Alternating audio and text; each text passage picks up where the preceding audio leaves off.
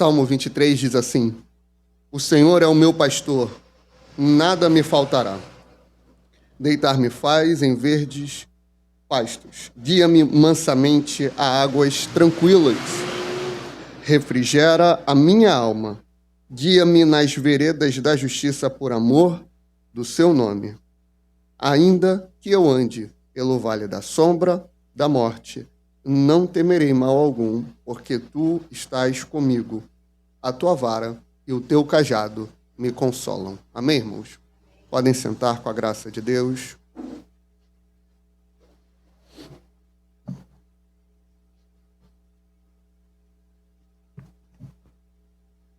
Amados, nós estamos diante de um dos textos não só mais conhecidos no meio da igreja, mas no mundo todo, né?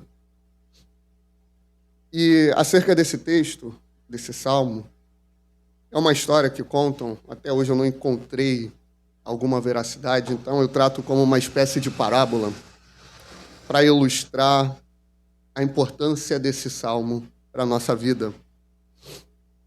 Um certo homem, bem eloquente, falava bem, impostava a sua voz. Ele abriu no Salmo 23 e começou a ler. E ele lia com aquela eloquência, aquela coisa poderosa, sabe? E pregou e acabou. A igreja não deu um glória, um aleluia. A igreja não passou pelo mover de Deus. Em outro culto, um irmão humilde, um irmão que não tinha uma eloquência muito grande, pelo contrário, trupicava no português, tropeçava no português. Ele abriu o Salmo 23 e conforme ele lia, a igreja era batizada, a igreja era transformada, a igreja recebia o poder de Deus. O que isso quer dizer? Um deles, que foi o primeiro, questionou. Por que quando eu fui, falei bem, li bem, preguei bem, não teve um mover? Mas ele foi no mesmo texto e só de ler aconteceu todo o mover. Responderam para ele: é porque você leu e pregou sobre o salmo do pastor. Aquele homem, o outro, o segundo, ele conhece o pastor do salmo. Eis aí a diferença. Hoje nós vamos entender melhor como é a figura do nosso Senhor como pastor e como é a nossa figura como ovelha. Quem escreveu esse salmo foi Davi, o rei de Israel.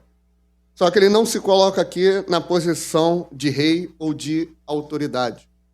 Muito pelo contrário, ele começa o salmo dizendo: o Senhor é o meu pastor. Se ele coloca a frase, o Senhor é o meu pastor, ele está se colocando como ovelha. Ele está se colocando em submissão ao senhorio e à glória do Senhor.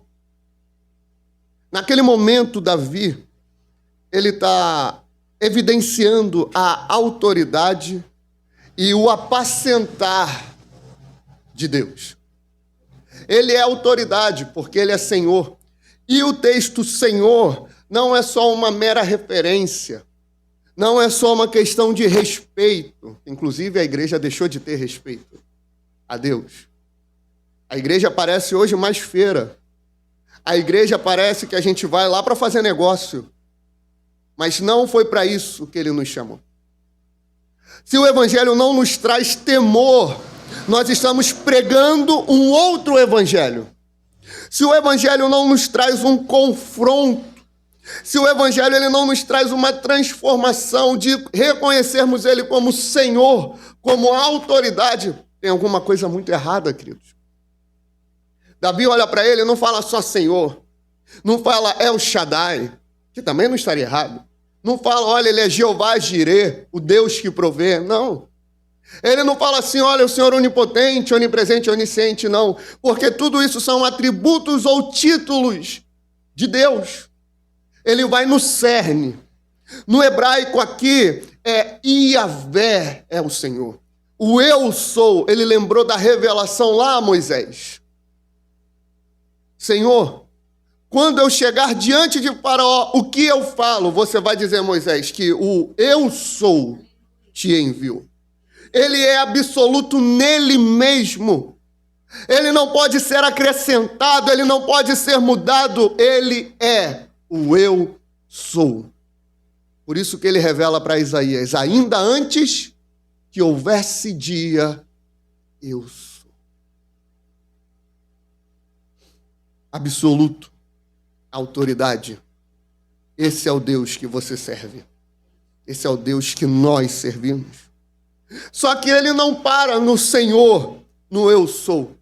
As religiões vão tratar a divindade como alguém que está distante, como alguém que está longe, como alguém que é inacessível, irmãos. A palavra do Senhor não trata Deus assim. Trata ele como a autoridade máxima, absoluta, inefável, sim, mas também como um Deus que está perto. Por isso ele fala, esse é a autoridade, e essa autoridade, ela me apacenta, porque ele é o meu pastor. O Senhor é o meu pastor. Eu posso ser rei na posição de Davi. Eu posso mandar e desmandar. Eu posso ter a autoridade que for, mas eu sou ovelha dele.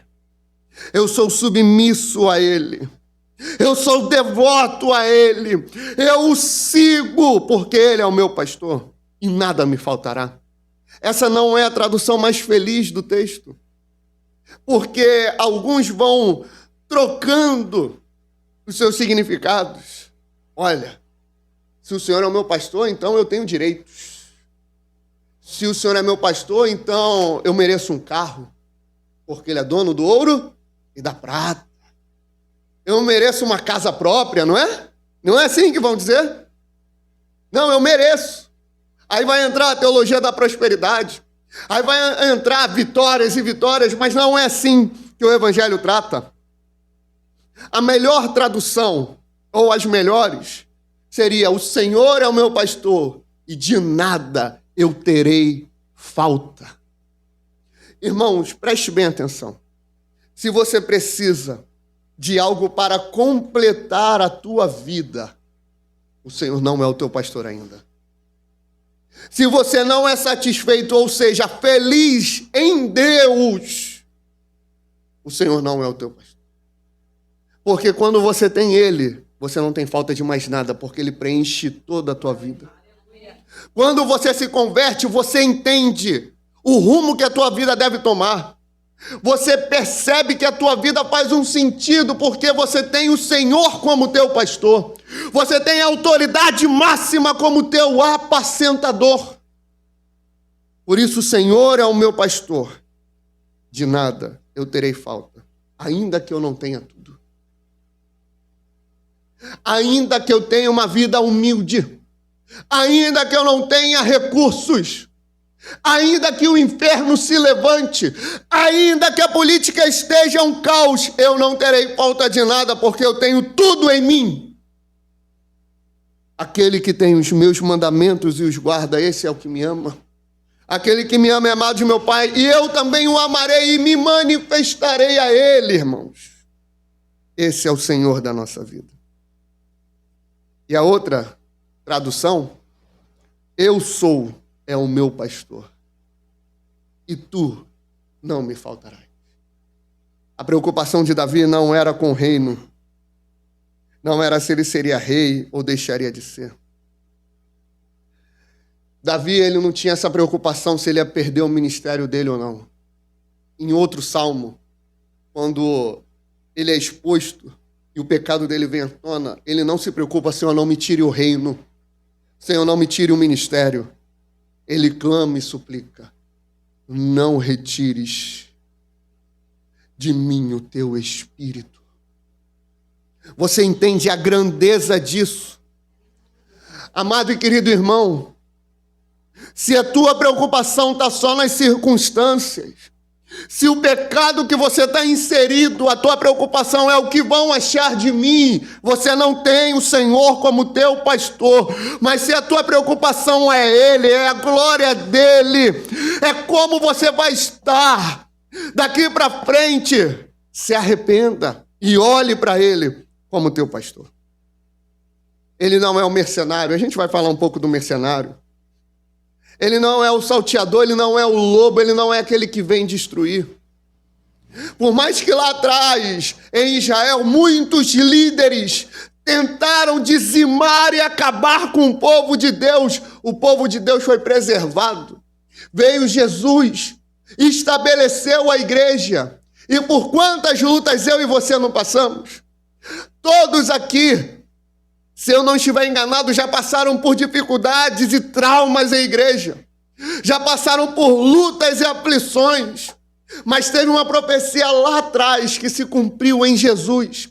Que o profeta Ezequiel falou o seguinte: e suscitarei sobre elas um só pastor, e eles as apacentará. O meu servo Davi é que as apacentará. Ele lhes servirá de pastor, e eu, o Senhor, lhe serei por Deus. E o meu servo Davi será príncipe no meio delas. Eu, o Senhor, o disse. O profeta Ezequiel profetiza sobre isso. Ele traz essa declaração. Quando ele está falando sobre os falsos profetas, e você vai lendo, você vai perdendo a esperança. Olha o que o falso profeta faz, olha o que o falso pastor faz, mas aí vem a graça. Vem um fio de esperança. Eu vou suscitar um pastor segundo o meu coração. Quem é esse? Jesus. Eu sou o bom pastor. É o pastor do Salmo. E nada vai me faltar. Nós estamos numa condição de ovelha. E ovelha é um animalzinho bem peculiar. É um animal bem interessante. Você percebe que o texto não fala a palavra ovelha, né? Não fala. Porque Davi está se colocando nesse lugar. A ovelha, irmãos, ela é incapaz de cuidar dela mesma. Ela é bem vulnerável. É desprovida de habilidade para se proteger. De certa forma, no reino animal, né? Ela é até ingênua. Ela não tem muita astúcia. Quando o predador vem, já era. É por isso que a ovelha precisa do pastor. Ela precisa do pastor para ser cuidada. Porque ela é indefesa. Ela não tem garra. Ela não tem um mecanismo natural de defesa. Ela provavelmente tem até medo do barulho da água. Por isso que o texto fala que ele nos guia em águas tranquilas, para que a ovelha não seja afugentada. É por isso que eu e você precisamos dele como nosso pastor. Porque nós precisamos de proteção. A ovelha não consegue se limpar sozinha. Você tem um gato, né? O gato vai lá, toma o seu banho. É uma coisa porca, né? Mas falam que é banho, né? É banho de gato. Toma o banho. Os pássaros se banham. Mas a ovelha não consegue. A ovelha precisa que o pastor a limpe, cuide dela. Aí eu me lembro da palavra de Jesus. E a gente vai começando a entender, quando vai entendendo essas tipologias, né? E Jesus fala assim: vós já estáis limpo pela palavra que vos tenho pregado. A limpeza, ela não vem de uma forma voluntária no sentido, eu decido me limpar com as minhas forças, eu decido me limpar com os meus meios. A gente não consegue, a gente precisa do Senhor, que é o nosso pastor. A ovelha, ela tem uma visão limitada, você sabia? Ela não enxerga direito, ela é míope, igual eu, míope, não enxerga nada. Igual minha esposa, que tem um grau alto, por isso que ela casou comigo, não enxerga direito, não vê aquilo que está na frente dela, né? A ovelha não enxerga direito. A ovelha anda segundo a visão do seu pastor. É por isso que quando nós encontramos em um líder de uma congregação e fazemos dele o sumo pastor, nós nos corrompemos. Porque se ele se desvia, a gente se desvia com ele. Mas quando nós temos em Cristo o sumo pastor, segundo o apóstolo Pedro fala, que cuida e vela por nós, a gente não desvia. Porque a gente caminha segundo a visão dele. Porque ele é que guia a gente, porque ele é que cuida da gente. A ovelha é teimosa. A ovelha frequentemente insiste em se afastar do rebanho. Às vezes ignora o risco que está ao seu redor. O pastor, quando a ovelha se afasta, ele precisa intervir. Ele precisa usar a vara, o cajado, para resgatar. Eu e você somos assim. Quantas teimosias, né? Quantas rebeldias, irmão. Quantas vezes a gente botou na cabeça que não dá mais, que eu não vou tolerar mais, que isso está errado, que eu não nasci para viver assim. Por isso que a gente precisa de Jesus como nosso pastor, porque ele nos disciplina e nos preserva. A ovelha, ela não tem senso de direção, ela é desorientada, ela não tem bons reflexos. Por isso, o pastor é o nosso guia. A ovelha tem a lã. E a gente trata a lã como algo muito bom. Porque tira a lã e vende, né? E arruma muito dinheiro com isso. Mas, amados, a lã da ovelha pode ser um grande problema para ela. Se a lã molha, fica muito pesada, ela não consegue se locomover direito. Se ela fica suja, ela não consegue nem se arrastar direito porque ela é muito pesada. E a ovelha não tem essas aptidões e habilidades. A tua natureza, a minha natureza humana, ela é repleta de defeito e ela atrapalha a nossa vida. Se a gente não tem um pastor para cuidar, limpar, pegar na mão, no colo e nos guiar, a gente está perdido. É por isso que a gente precisa do pastor. Porque nós não podemos ser vencidos por nós mesmos. A gente se preocupa, irmãos, com tanta coisa ao nosso redor. Falei na contrição sobre os falsos pastores, os falsos profetas. A gente se preocupa tanto com a política. A gente se preocupa tanto com o que vão achar da gente. Mas a gente não se preocupa com a nossa própria natureza, que originalmente ela é pecaminosa. Ela é falha, ela é detalhada de defeitos. A gente não tem essa humildade de olhar para a gente e falar: o problema sou eu, o erro está em mim. A gente não consegue enxergar isso. Aí dessa forma, sabe o que acontece? Não vou mais para a igreja, não. Eu vou me afastar. Não vou não, lá é só problema, lá é só luta, lá é só dificuldade. Não quero não, vou embora. A ovelha é um animal que nasceu e existe para viver em rebanho. A ovelha, ela não consegue sobreviver sozinha. Ela precisa estar no coletivo. Ela não consegue ficar isolada. Ela precisa da companhia das outras ovelhas. É impossível ter o Senhor como pastor e você não fazer parte do rebanho. É impossível ser cristão e não congregar. É impossível ser cristão e não andar em comunhão com os irmãos. Se nós estamos na luz, nós temos comunhão uns com os outros e o sangue de Cristo nos purifica de todo o pecado. Precisamos da igreja. Precisamos do rebanho. Eu não estou falando da instituição, amém? Eu não estou falando da presbiteriana, da aliança, da assembleia, da batista. Eu não estou falando disso, eu estou falando de comunhão de verdade. Porque vai ter um monte de instituição que é clube, que não tem comunhão, não tem oração, não tem poder, não tem palavra, não é igreja, não é rebanho.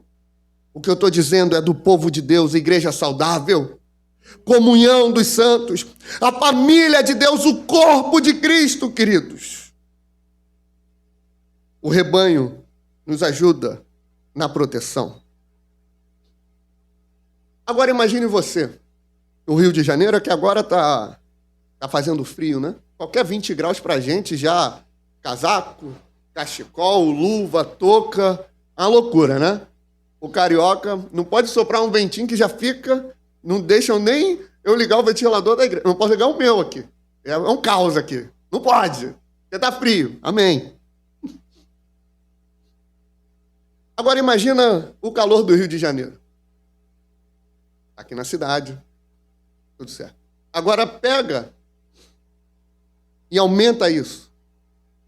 Era o caminho que o pastor tinha que fazer para levar o seu rebanho até as pastagens.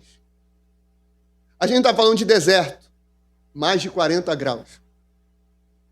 Onde ele tinha que levantar cerca de 3 da manhã, se preparar para cerca de 3h30, 4 horas, sair e levar o rebanho para alimentar. Ele fazia todo esse sacrifício, mas ele fazia com muito amor. Ele fazia com muita dedicação, porque ele criava afinidade com as ovelhas. E ele passava por lugares muito difíceis, você sabia? É por isso que o texto, o Salmo, vai falar: ainda que eu passe pelo vale da sombra e da morte, eu não temerei mal algum, porque o Senhor está comigo. E ele ia guiando, e às vezes ele ia passando por alguns lugares meio estreitos demais, sabe? Lugares estreitos, aí a ovelha, mas a ovelha não é meio burra? É.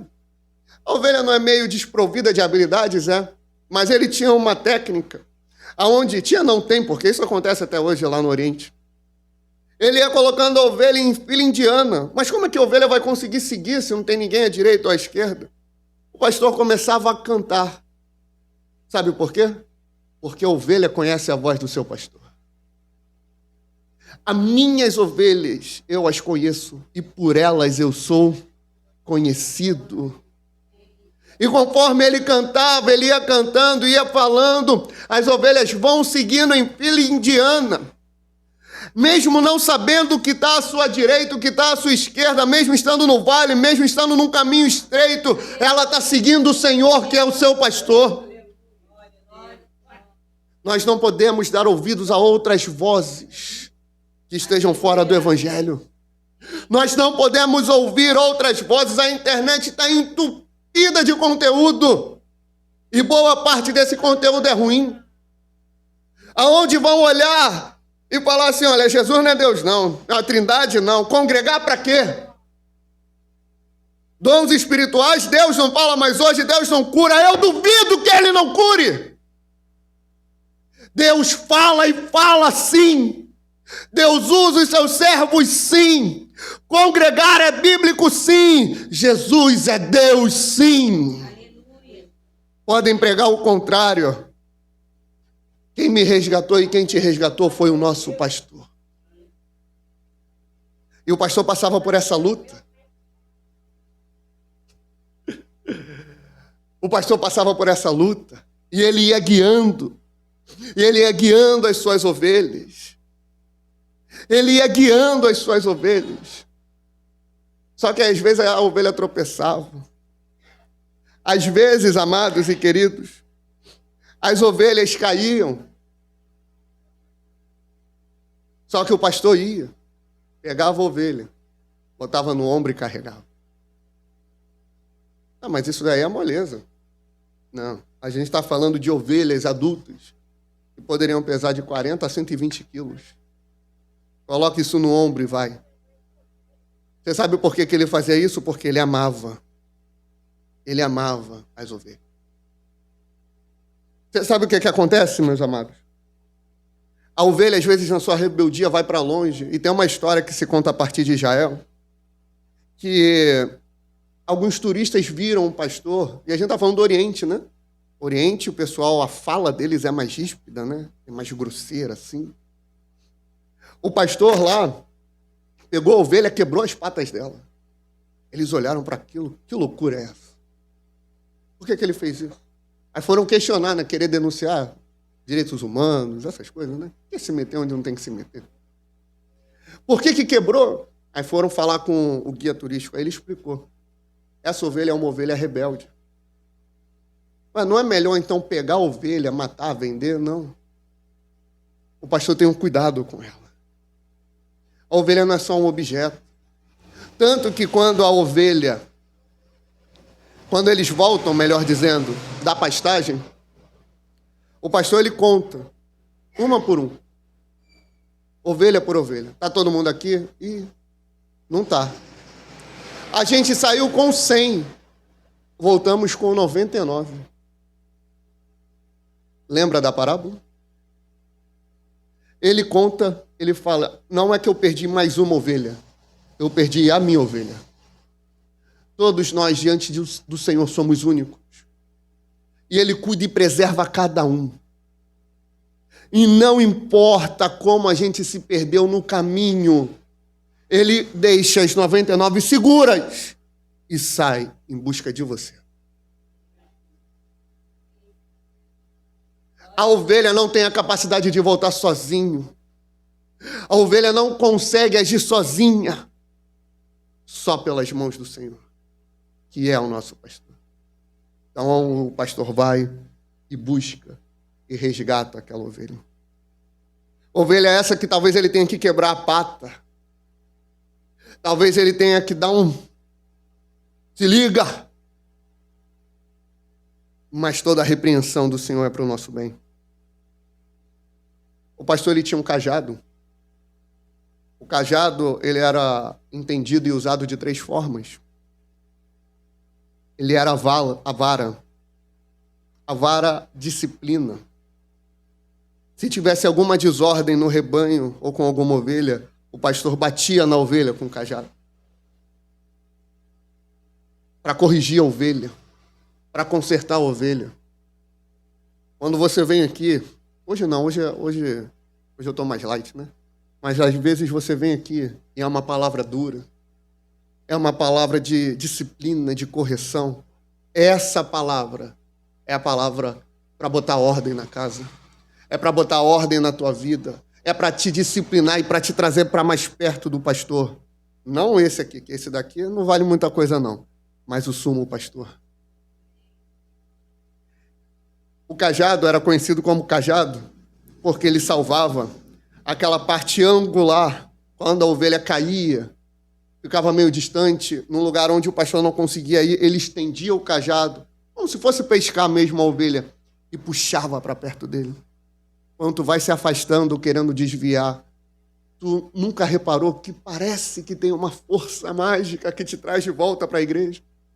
Que você não consegue mais caminhar, que está tudo difícil, tudo desmoronando, tu vai se afundando em pecados, em rebeldia, mas você não consegue deixar de ir cultuar. Isso é o pastor que te pega e te puxa de volta. Isso é importante você saber para você não se vangloriar. Não, eu quis desviar, mas eu tenho consciência. Porque eu sou brabo, eu sou tal. Não é não, irmãos. É o pastor que te segura. Esse cajado também era uma lança. Sabe para quê? Para quando viesse o urso, viesse o leão, viesse o salteador, o malfeitor, o ladrão, viesse o lobo, o pastor vai à frente, ele toma a frente e protege. Isso é importante ser dito, não é a gente que protege o evangelho, é o evangelho que protege a sua igreja. A gente cria uma necessidade e acha que todo mundo tem que falar, que todo mundo tem que ir para a internet, que todo mundo tem que pelejar. Calma, irmão. A gente está invertendo os lugares. O evangelho não precisa de proteção. O pastor não precisa de proteção. Quem protege é ele. E quem é protegido é a igreja. João 10, para encerrarmos, Jesus fala assim: na verdade, eu vos digo, que aquele que não entra pela porta no curral das ovelhas, mas sobe por outra parte, é ladrão e salteador. Aquele, porém, que entra pela porta é o pastor das ovelhas. A este o porteiro abre, e as ovelhas ouvem a sua voz, e chama pelo nome as suas ovelhas, e atraz para fora. E quando tira para fora as suas ovelhas, vai adiante delas, e as ovelhas o seguem, porque conhecem a sua voz. Mas de modo nenhum seguirão o estranho, antes fugirão dele, porque não conhecem a voz dos estranhos. Jesus disse-lhes esta parábola, mas eles não entenderam o que era que lhes dizia. Tornou, pois, Jesus a dizer-lhes: em verdade eu vos digo, que eu sou a porta das ovelhas. Todos quantos vieram antes de mim são ladrões e salteadores, mas as ovelhas não as ouviram. Eu sou a porta. Se alguém entrar por mim, salvar-se-á. Entrará, sairá e achará pastagens. O ladrão não vem senão a roubar, a matar e a destruir.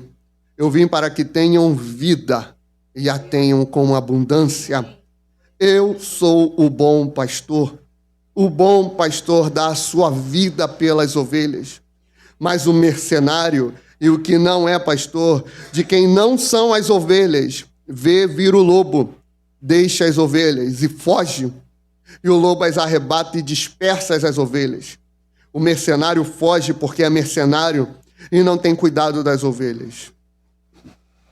Eu sou o bom pastor. Conheço as minhas ovelhas. E das minhas ovelhas sou conhecido. Assim como o Pai me conhece a mim, também eu conheço o Pai. E dou a minha vida pelas ovelhas. Ainda tem outras ovelhas, aqui entrou eu e você, que não são deste aprisco.